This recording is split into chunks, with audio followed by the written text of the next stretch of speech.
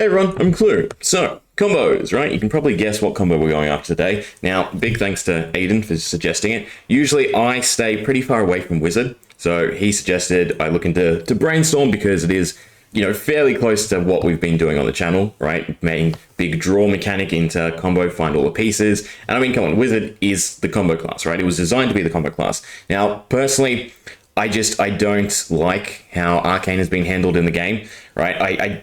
I don't think it's good design where the whole balancing mechanic is your opponent has to take lesser equipment, in a sense, in order to then play against you, right? So, for instance, Kano gets to run whatever he wants. Defensive, sure, or again, synergistic with what you're trying to do, versus your opponent who then has to take what's not necessarily their best in slots or even highly tiered to have enough Arcane Barrier then to, nerf Kano and make Kano nothing, right? It's an all or nothing balancing act, and I think that's where it loses me, right? And the whole no interaction with your opponent. But those are more just personal opinions. Now, I was actually thinking, right, while doing this, what the best way I would like to see Arcane be balanced, and I think it would be just to have cards that are, when this is pitched, it gives X amount of Arcane Barrier, even if it's just one. And that way you can start with lesser equipment, take one piece of Arcane Barrier. And then as you slowly pitch these pitchable cards with Arcane Barrier, you then rack up more and more. That allows you then to snowball and protect against Kano. I think that would be a nice way to actually handle it. But I digress. Still, we're looking into Kano, and I haven't looked up any other decks because I know this is a big thing in the Wizard community. So I just thought I'd take a crack at how I would run it, and we'll see what we can do. So, as you can see, we're Trinket Kano, if anything. So we can go Amulets, or Talisman, yeah, then an Amulets, start racking them up for cash out, and then we can go Sifts. I'm not actually going to get rid of the Time Snap Potion, since the Time Snap Potion is very, very useful in Kano. Then we do that, and then we can just pass and see what our hand is. And a big thing we're looking at is how many turns we can survive, right? Because we're in Class Constructed, but we're at 30 HP, so we are squishy. We run basically no defense, but actually looking at my hand, I feel like we're kind of good to go. So the big thing that I do like about Kano is it is a one-card combo in a sense, right? So in Melody, for instance, you have to find Final Act, you have to find your extender that allows Final Act to go again, because there's no way you're pumping one Final Act to do enough damage, unfortunately, right? Whereas with Kano, it's a lot of variable cards, and then Brainstorm, right? You find Brainstorm, you're happy. In fact, in this turn, I'd probably just do Amulet, cash out, stash the Brainstorm, and wait till next turn to actually pop off, and hopefully, 2 turns is enough for us to survive. So we can do that. Equipment-wise, I could probably get rid of the Braces.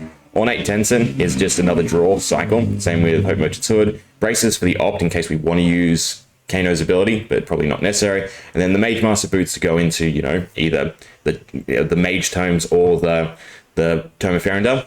But I think 4 or 3, I should say, is a pretty decent start. So Braces, and then some Amulets. Keep the Time Snap Potion, just in case. And then, yeah, next turn, I think we're just right to try and pop off and see how much damage we can actually do. So we've taken 2 turns worth of damage, blocked absolutely nothing. So I'm curious, again, if that's usually survivable, right? 15-15. I feel like most classes aren't doing 15-15, right? I feel like 12 is usually the average for the high rolling damage, so 24. So I feel like we could survive 2 turns. But again, this could be completely top end in terms of what we're actually looking for in the deck. I do run all 3 copies of Brainstorm, right? Just looking for 1. But anyway, let's start popping off. So I'm definitely gonna grab the resource, right? That allows us to pay for Mage Master, so we can proc Tome straight away. We'll play Brainstorm since we're about to draw. Get rid of that. Then do the Mage Master, and then do our Tome. And this time we just do double draw a card, right? So it's neutral draw. Actually, no, it's positive draw because we go back. Choose a target. I'm curious. For what? All right, damage. That's how Brainstorm works. It's not just auto. I mean, you could ping yourself. But yeah, so that's 2 damage already. That's kind of nice. Into another cash out into Tomes. At this point, the cash out's just to get rid of. We can play the Tomes though, so that's probably a good point. So we do Tome Snap. We can then play Tome. We don't need the cash out, and we're probably not trying to generate more silver. We're just cycling. All right, again, practice dummy, practice dummy. We have Lead the Charge, which allows us to play the next Tome as well, right? And it's neutral draw. So pass. So the resources pass. We have Potion of Luck for some more burn damage. But you get the gist. This is what Brainstorm's trying to do, right? I was just trying to make a consistent version. Now, the question is, do we Brainstorm again? I feel like we do with the amount of silver, right? Just to get the damage across. So we do that. Fortunately, we can't actually play the Potion of Luck, but usually, oh, that was wrong. Usually that's the big ticket item. So Brainstorm, get rid of the amulets, pass, and then we do Gorganian Tome. We're now doing 2 damage every draw. And now we just start going through silver until we get some of the other engines. If we run out, we can hope Merchant's Hood for another 2 damage, or we can do the Ornate Tenzin for another 1 damage. So I think what you probably want to do at this point is use 2 silver, do another 4 damage. We don't have go again for Gaze the Ages, so we can get rid of it. No instant. We got another Lead the Charge, don't need that. So now we have the resource, so we'll use the Tenzin. We will sink the Lead the Charge. We get another tome.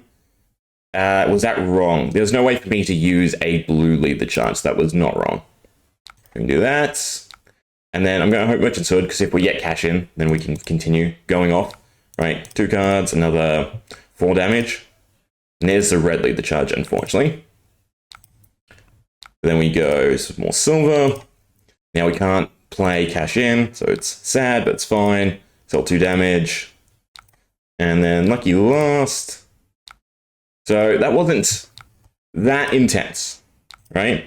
We did 32 damage, which is obviously not enough in Classic Constructed. But I would say we low rolled. I think if I played that a bit more slower, which again, depending on the matchup, we'd have a good fighting chance.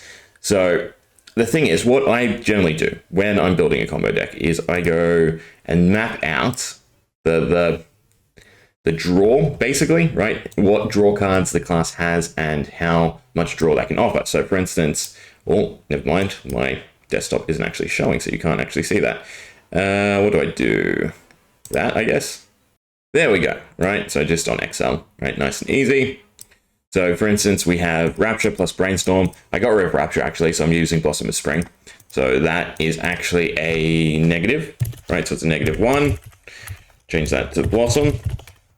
Then we have Bleed Charge Red with Tomes, right? So that makes some neutral draws, 2 cards to draw 2 cards basically, or 2 damage. It's a better way of looking at it. Then yellow with the tome. The first one is a negative draw because you have to pitch, but then the next 2 are free because if you pitch a blue, you have 2 floating resources, right? So that overall is still only a -1. If you have the silver, like we did, cash in then becomes positive draw, which is really impactful. But I think we want to run some gold, maybe. In fact, with my line, I'm probably getting rid of Merchant's Hood and using Crown of Dominion, right? For the free gold token to guarantee at least 1 cash in being a positive draw, because a positive draw just goes a long way. Now, Potion of Luck is, I think, one of the other big linchpins of damage dealing, right? Because Hope Merchant's Hood, you know, technically if you have a full hand, 4 damage, then 3 Potions of Luck, 2 Potions of Luck, 1 Potion of Luck, could be an extra 12 damage, so that's 16 damage there. And then Aether, good, what's the spec called? I forget what the spec's called. In fact, you know what? Our turn's not actually over because I can do this and see what we get, right? We get ourselves cash in, of course. Of course, it's cash in at this point when we don't have the silver left. But yeah, right? So this is how I map it out. Same with the Tenzin. So right now, we can draw 20 cards and do, you know, 20 burn damage with 1 Brainstorm. If we have 2 Brainstorms, then it gets a little bit more tricky, right? Because we'd go, you know, negative a few more cards. But this isn't using the Hope Merchant's Hood or the Potion of Luck cycling. This is just using the inbuilt draw engines available, right? And card-wise, it's already, what, 3, 6, call this another 6 amulets. So that's 18. Did I do that right? No, I did not. That's 12, right? Then that's 15, that's 18, that's 21, that's 22, 23, and then these are on board. I was thinking about Pry, but you have to give them go again. So that's a third of your deck dedicated to drawing through another third of your deck, right? So statistically, that's already pretty great odds to make it functional using this line instead of what I believe is the go-to. Again, I haven't looked into it. I haven't really looked into decks, but I remember that being the buzz, Hope Merchant's Hood and the Potion of Luck. But I will tinker and see what else we can sort of pull off. So I'm looking through all the wizard cards, particularly, and I'm not seeing anything that I'd care to play, right? Because again, it's all about juggling the instant procs for wizard, and there's there's not enough good stuff, right? Like anything I'd want to play just ends up being minus cards to hand. And I think the big crux of this deck or this playstyle is going positive. It's why I think even the extra damage off Hope Merchant's Hood, while it's alluring, is probably not the best bet, right? The Crown Dominion is probably going to pay off more often than not, because at the very least you can even just pop the gold, float the resource, and play it. So I do think we want Crown. Other than that, I think I'm somewhat happy with the deck. I do have one resource sort of floating, right? So if we look down here, we have Blossom and Brainstorm, right? You still have to pitch, you end up floating... Is that correct? Do I float two? No, I float one. No, you know what? Never mind. Look at that. It is exactly right. Right? So we have... Yeah, float one, or I should probably, just do this instead. Right? That makes more sense. So you still have to pitch. It's a -1. You float nothing. Let me just mark it for memory. Right, so you float nothing. You got the Blossom and Tenson. That's one draw or one cycle. Then you have Lead the Charge and Tomes, or neutral draw. Lead the Charge and Tome of Ferendale, positive draw. No, not positive draw, sorry. Positive pitch, floating 2, allowing the others to be neutral, but overall -1. Then you have the cash-ins, right, which would be positive draw. So you can technically, you can go positive 1 card with this setup, right? Which then kind of makes Hope Merchant's Hood okay, but it's not fantastic. I think you're trying to get Potion of Luck on board, but I would really like a setup that works functionally without it, right? So again, we go, what did I just say? Positive 1 card, right? So -1, neutral, neutral, positive 1. Yeah, so we can go up to technically 5 cards in hand, right? Which means that playing the extra Brainstorm, which would be another -1, is fine, and then that would amp this to 40 damage. Playing 3, probably not what you want to do. It's probably 2 Brainstorms, and then basically by the end of the draw cycle, you're trying to find Blazing Aether to then nuke your opponent, which then Lessons in Lava probably comes in handy, right? Because if you use Lessons in Lava, even if it does 0, does it have on hit, or does it just, is it when it just casts? Lessons in Lava is pay 1, deal 3. If it deals damage, you may search. No. So there'd be no point in running Lessons in Lava. You might as well just run to Blazing Aether. I mean, it's technically the same amount of chance, minus you don't have to pitch for it, so it's a bit better. So yeah, so I think overall, again, we got 20 draw. We have a third of the deck being dedicated towards the engine. So 1/3 is nothing, right? Meaning that you have basically a 66% chance to get this off when you meet the criteria of, again, having either 6 silver or 3 gold or some equivalent on board and having 1 Brainstorm in hand, right? That's all you need to really kickstart it, and then you're good to go. So I think that's kind of nice. It's just whether or not you can survive that long, right? Running amulets that have absolutely no defensive capability, right? And equipment that is the same. You could probably take something tanky in the arms. You need the Mage Master boots, right? Well, actually, no, you don't. I just realized I don't actually factor in Mage Master. I use Lead the Charges for the tome. So we do have 1 instant proc, or rather 1 slot where we could do something else in the Mage Master, right? Blazing Aether is last, so we don't have to care about that getting instant. I guess the tome is nice, right? So having it as a starter is decent enough, but it does also mean we're 2 resources over. Yeah. I'm going to give it some more trial runs and see how it ends up feeling. Okay, so for reference, it is turn 3, right? And we have stuff on board. We don't have the Brainstorm. We do have the Blazing Aether. But still, we might as well go for it and see how it pans out. So Blossom of Spring allows us to then play neutral. But I think the better way is probably Lead the Charge, since it's red, right? We don't have to play a 1 cost. Is it 1 or more? No, it's 0 more. Perfect. Into the tome. Neutral draw, try to look for Brainstorm or Cash In or anything that works for the combo. So there's another tome, there's another amulet. So you probably want to just play the amulet. Yeah, and then pass would be my feel. There's the Brainstorm, which we like to see. Another 2 damage this turn 4. Wizard surviving turn 4 doing nothing is probably not that likely.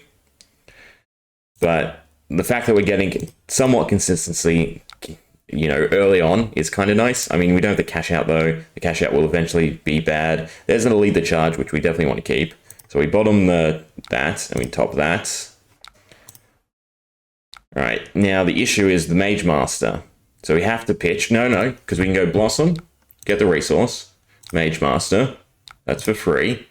All right, then use the Tome, draw 2. Do some damage, not a lot, but still some. Then we have to lead the charge for the other Tome, right, which works out. You do lead the charge, then you Tome, you pitch, you floating resources, we get 2 cards back, do some more damage. We have resources floating, so we can cycle a bit now. So we cycle the amulet, because we want to lead the charge for more draw. Yeah, that's why we wanted it. Again, more damage to the dummy. And then we can go lead the charge, Tome. It's not going to be enough, right? You really need the cash out. Yeah. So the condition is definitely having cashed out first, right? Because our board state's really nice. And there's another Brainstorm, I suppose. And we have the Potion of Luck. So you'd basically, at this point, just do... We lose the Aether, but it's not horrible. You do the Brainstorm, again. Get rid of a blue. You then Potion of Luck it. Right, you get 3 cards. You do 3 damage. It's not horrible. We get the cash outs, which then is, again, now the main crux of our damage, right? So we can cash out Braces, the Crown, which is good enough already, right? That's 1 cash in. The gold is the other cash in. And then we can cash in everything else, which then is just extra damage. And now we just cycle. Once we draw the cash ins, at least then we can go back to positive draw. Do the 2 damage. There's a Gaze. Don't really care about. I might cut Gaze. It seems pretty redundant in the deck. I don't think we ever get it off. Sift is nice if I had more cards in hand. So I guess we can start playing the other side, see if we get the cash in. Some more damage. We drew yellow, which is unfortunate. So I can either prop the gold at this point to get rid of the yellow, or get rid of the Sift. I probably won't get rid of the Sift. There's more blues in the deck anyway. So we're probably better off just continuing to look for blues. It's kind of annoying that both times we haven't drawn the cash ins at all. We're getting to the point where the pitch is in the way. And the 2 damage. There's another cash out. Yeah. So although we're getting a hefty amount of draw, things are still obviously a chance to line up, which sucks. So the other Hail Mary to try is just take a bunch of instant cards or cards you can burn, right? So I'm running every amulet possible, and then the Potions of Luck. So if we take, like, Seduce Secrets, I'm trying to think, Sigils, right? That we can just play and get them out of our deck, and then try to wait till the deck's thinned out. Because, again, there's a high possibility we get it off. Is there more cards we can cash out? No, I think the 20 draw is still reasonable, right? And again, we start with a gold and we get 2 silver. So that's the 2 cash-ins paid for. I guess it's just luck and timing, basically, right? In this version. I'm pretty sure there's versions that are more defensive in, like, stacking up the pitch and ordering it correctly. But I think this is a nice enough start. I'll probably, we'll look into what the normal Brainstorm build is and see how it compares. I think that's probably the next point to take. And I just realized, hopefully that hasn't been apparent all the way through, that they are mismatched, right? From me showing the Excel. I mean, if it's up here, it doesn't really matter. When it's down here, that's kind of weird. Anyway, we'll leave it there. Hope you enjoyed. See ya.